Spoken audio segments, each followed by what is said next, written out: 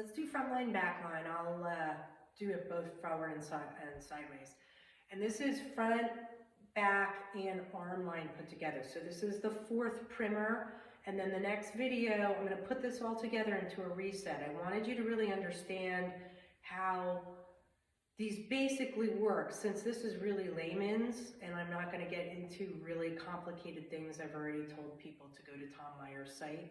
The front line, you're just going to look at as being a sheet down the front of your body. And I teach this to my clients where think of a piece of fabric in the water.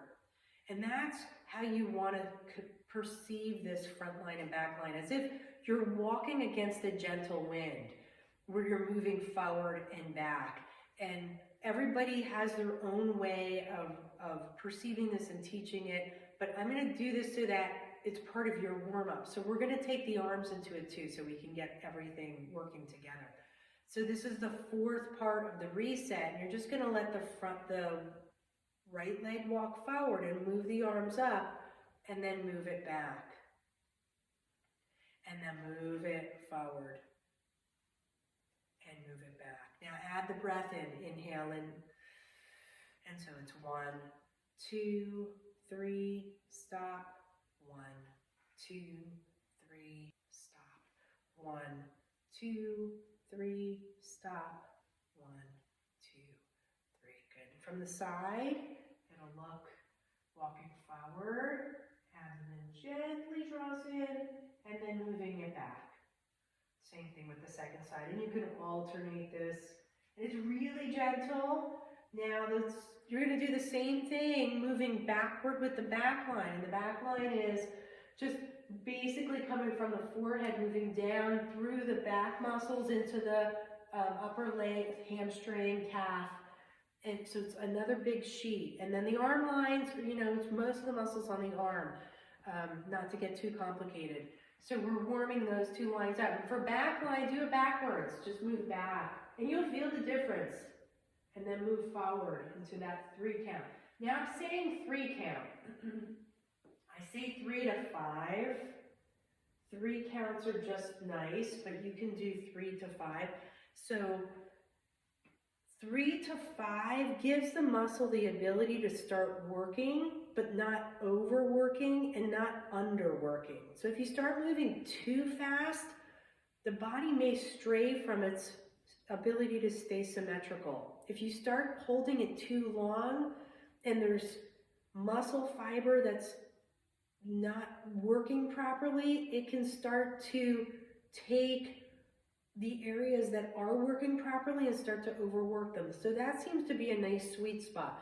Now, when you're doing this at the beginning, I'll have clients that may work with me for months and not understand that where it is. Like that, they're not feeling it. They're working, or I'll see this a lot where they go back and they're not bringing the body back and forth. So think of the body as a unit, moving forward and back, moving side to side, moving rotationally, and we're going to put those lines together, and those are going to be really important because when we do a calisthenic exercise, when we get into reciprocal inhibition, we're going to be able to keep the symmetry of the muscles and not be like, oh yeah, we're here on this side, but we're only here on this side. And we just keep doing more on that side because it feels better, because we're better at it. And then we just end up more and more asymmetrical.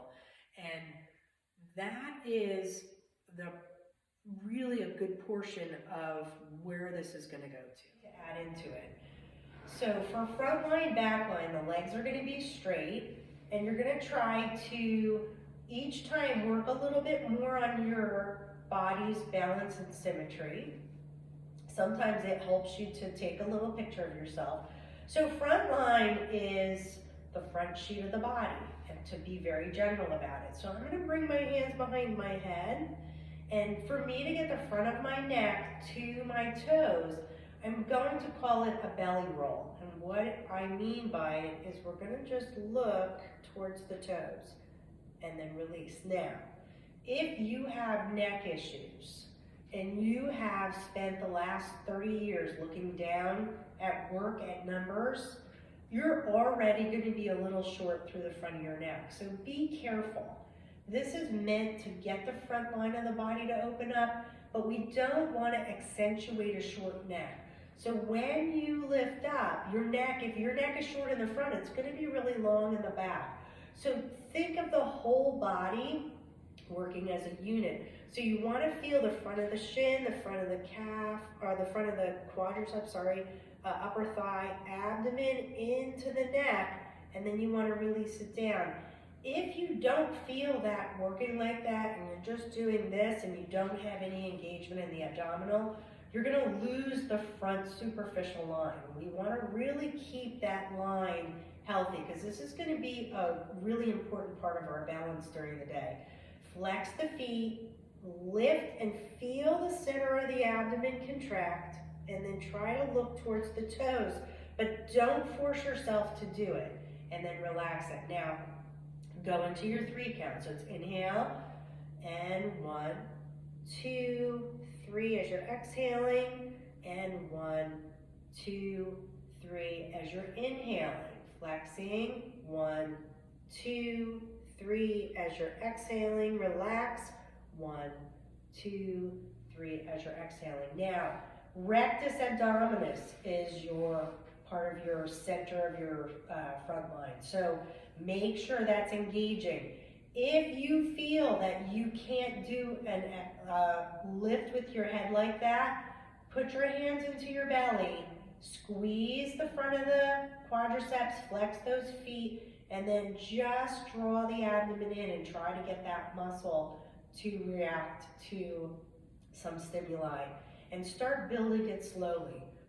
As you move through these exercises, you're going to find that these are going to get easier and easier, but the last thing you want is to do something and injure yourself at the beginning because you pushed yourself too much. And remember that very, very important principle is the first one you do, whether it's right or wrong, is number 1, not 0.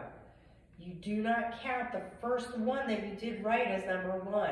If you do 3 that aren't perfect, then that is it. Each time you'll get better and better at it. Remember how long it takes you to do something before you reach perfection. If you ever reach perfection. All right.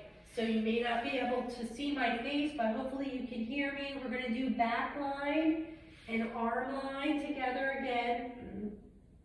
So the head is going to be, forehead is going to be resting on the mat.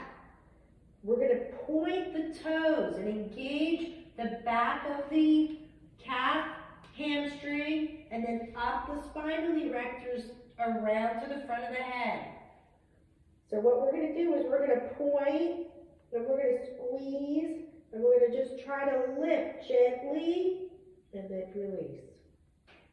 Point, and lift, and release. Now let's do it on the count. Inhale, and exhale. 1, 2, 3. Inhale, 1, 2. Relax. Inhale, 1, 2, 3. Exhale, lift. 1, 2, 3. Inhale, 1, 2, 3. Exhale, lift. 1, 2, and 3. Good. All right, I'm going to flip back over for some explanation. I did 2 different ways on that. I did an inhale and exhale for 3, and then inhale for 3, and I kept it going, and then I gave a break in between each one, depending on your fitness level.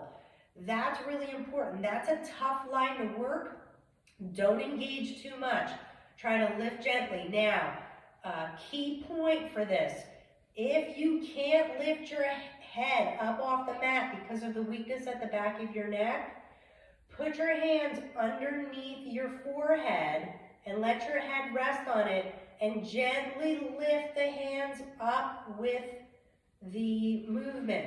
So you're not going to be able to see me, but if I was here, I can put my hands here, and then as I lift, I'm using my arms to support my head. So that's a way that you can modify the exercise so that you don't have too much head lifting. Those back neck muscles on somebody who looks down a lot during the day are going to be really weak, so go slow with them. The other thing too is if it's too much for you to use your upper body at the beginning, just use the lower body. These are lying exercises, so these are going to be the mellowest for people to do.